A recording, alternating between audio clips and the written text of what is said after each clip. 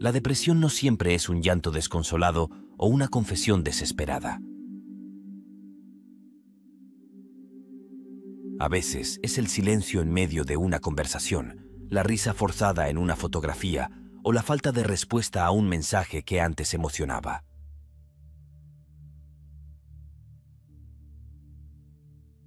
La depresión es una de las enfermedades mentales más prevalentes y debilitantes del siglo. Pero, ¿qué nos dice la filosofía?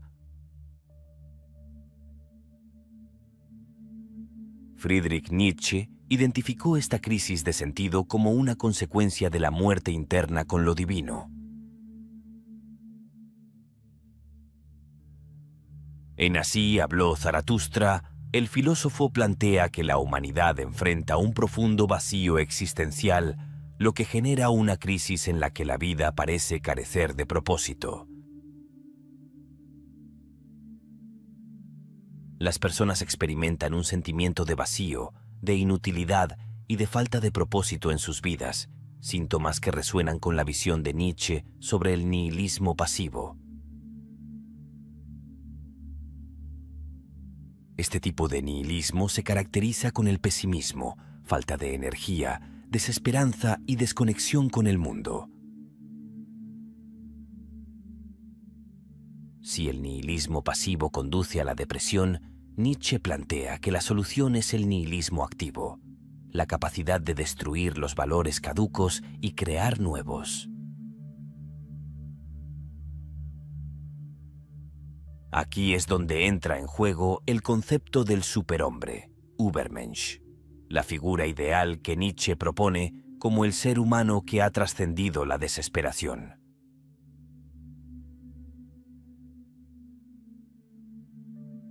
Nietzsche sabía que la gente necesita algo más que la simple aceptación del vacío. Necesitamos un modelo, un ideal que nos inspire la figura sabia y que muestre arte con su superación, el superhombre.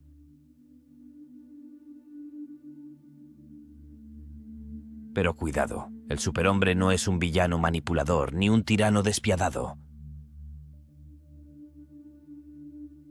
Es un ser humano que ha trascendido la moral impuesta y ha aprendido a crear su propio significado.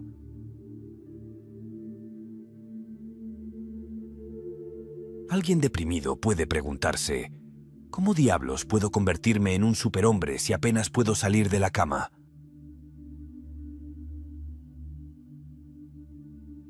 La clave está en el primer paso. Nietzsche no dice que hay que ser un superhombre de la noche a la mañana. Es un proceso, una transformación que empieza con pequeñas decisiones.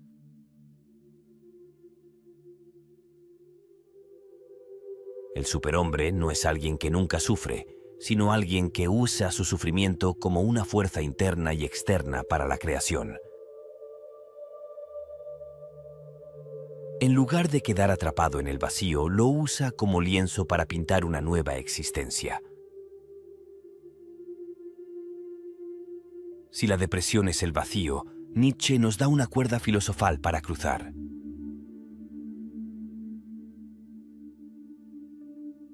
Pero aquí está el problema. La mayoría de las personas no quieren mirar el abismo, porque el abismo también mira dentro de ellas.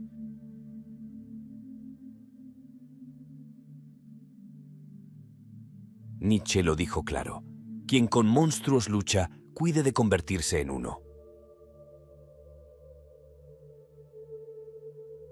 Es fácil quedar atrapado en la oscuridad del nihilismo, donde nada tiene sentido y la existencia parece un juego cruel del azar.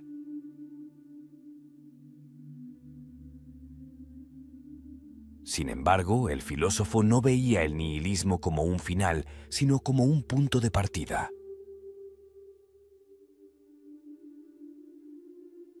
Entonces, ¿qué hacemos con este abismo?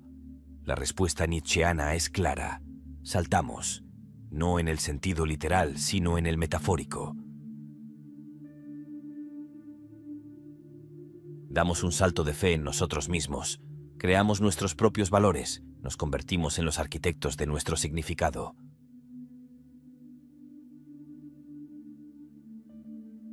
El filósofo, como un Prometeo que roba el fuego a los dioses, no se detiene en la desesperación.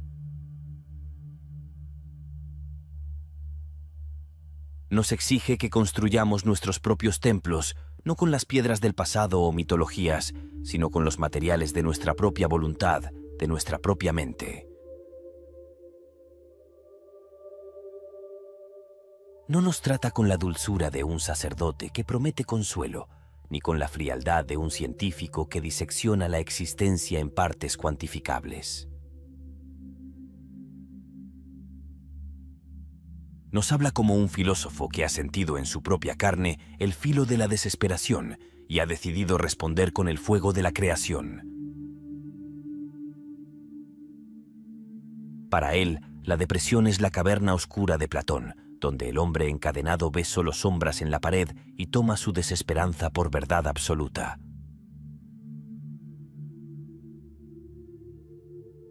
El único que puede liberarse es uno mismo, desgarrando las cadenas con la fuerza de la voluntad y arrastrándose fuera de la penumbra hasta que los ojos amen el dolor. Nietzsche no niega el sufrimiento ni la angustia de la existencia. Al contrario, los abraza como elementos esenciales de la vida. En un mundo donde todo es constante cambio, donde la moral ha caído y la tradición se ha convertido en un eco vacío, solo queda una opción: la transmutación del yo. Y, para ser ese superhombre ante el nihilismo, es necesario cultivar la autodisciplina, la capacidad de observar la propia mente sin dejarse arrastrar por sus tormentas internas.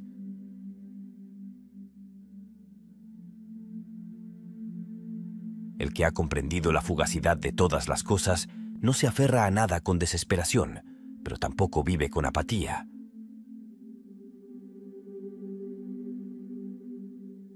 Se compromete con su propia existencia, con sus propias creaciones, pero lo hace con la sabiduría de quien sabe que todo es efímero. Nietzsche no nos pide que seamos esclavos de la euforia ni prisioneros de la desesperación. La serenidad no significa indiferencia, sino la capacidad de mantenerse en pie aun cuando todo alrededor se derrumba.